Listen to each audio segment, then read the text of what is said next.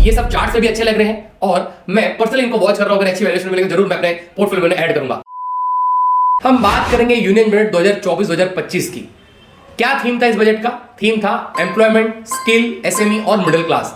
और भारत सरकार की प्रायोरिटी है विकसित भारत 2047 तक, आत्मनिर्भर भारत। और गवर्नमेंट ने कैपिटल एक्सपेंडिचर 11,11,000 करोड़ किया इस बजट में। नमस्कार, मैं अजीत सिंह स्वागत करता हूं आपके चैनल ठाकुर कैपिटल में। हम जानेंगे कि इस कैपिटल एक्सपेंडिचर से कौन कौन सी कंपनी को फायदा मिलेगा और गवर्नमेंट क्या क्या चीजें डेवलप करने वाली है और क्या जरूरत आन पड़ी है गवर्नमेंट को इतना बड़ा एक्सपेंस करने की इस पर्टिकुलर सेगमेंट में। पीएम आवास योजना 2.0 जिसमें 1 करोड़ गरीबों के लिए भारत सरकार घर बनाएगी और इसमें जो इन्वेस्टमेंट होगा वो 10 लाख करोड़ से ज्यादा होगा। आज देखें तो अर्बन डेवलपमेंट ये बहुत बड़ा एक इशू है और क्यों गवर्नमेंट से फोकस करना चाहती है वो भी समझते हैं। 2021-2022 का डेटा देखें तो 50 करोड़ 83 लाख लोग अर्बन एरियाज में रहते हैं भारत में, जो 2% से हर साल बढ़ रहा है। अगर देखें 2021-2022 में ये 49 लाख करोड़ थे, 2019-20 में ये 48 करोड़ 77 लाख थे।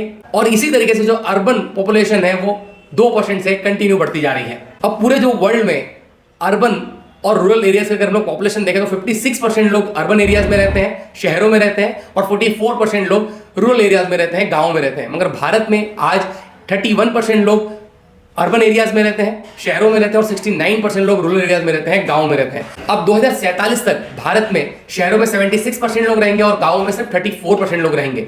तो आज इसीलिए भारत सरकार को जरूरत है तेजी से अर्बन डेवलपमेंट के लिए। कैपिटल एक्सपेंडिचर में गवर्नमेंट क्या क्या डेवलप चीजें करेगी, 10 चीजें डेवलप करेगी, वो समझते हैं। Transport infrastructure, road, highways, expressways, railways, airport, port, harbours, bridges, tunnels, public transit, बस, सबवे, ये सब चीजें डेवलप होगी। सेकंड देखें तो एनर्जी इंफ्रास्ट्रक्चर जिसमें power generation, power plant, nuclear, gas, wind energy, solar power, transmission, high voltage को transmit करना एक जगह से दूसरी जगह, distribution network, oil and gas pipeline, refineries and storage facilities. Third देखें तो वाटर एंड सैनिटेशन इंफ्रास्ट्रक्चर जिसमें water supply system, water treatment plants, distribution network, sewerage system, sewerage treatment plants, sewerage pipelines. Fourth है telecommunication जिसमें telephone network, mobile tower, cellphone towers, data networks, internet infrastructures, fibre optics cables, internet services, broadcast facilities, TV, radio, transmission tower, studio. Fifth है social infrastructure जिसमें health care facilities है, hospital, clinic, laboratory, medical equipment, ये सब develop करना। फिर educational institute जैसे school, colleges, university, ये सब बनाना। पब्लिक बिल्डिंग जैसे गवर्नमेंट ऑफिस, कम्युनिटी सेंटर्स बनाना। रिक्रेंशियल फैसिलिटीज जैसे park, sports complex, library, culture centre बनाना। 6 है हाउसिंग इंफ्रास्ट्रक्चर जिसमें रेसिडेंशियल बिल्डिंग बनाना, apartments, house complex, affordable housing बनाना, गवर्नमेंट सब्सिडीज पे जैसे बन रही है। 7वां है urban and rural infrastructure, urban और रूरल इंफ्रास्ट्रक्चर को प्लान करना और सही तरीके से इंप्लीमेंट करना। 8वां है एनवायरमेंटल इंफ्रास्ट्रक्चर्स जैसे waste management, recycle centres, land fertilising, waste management, waste collection, green space, environmental protection.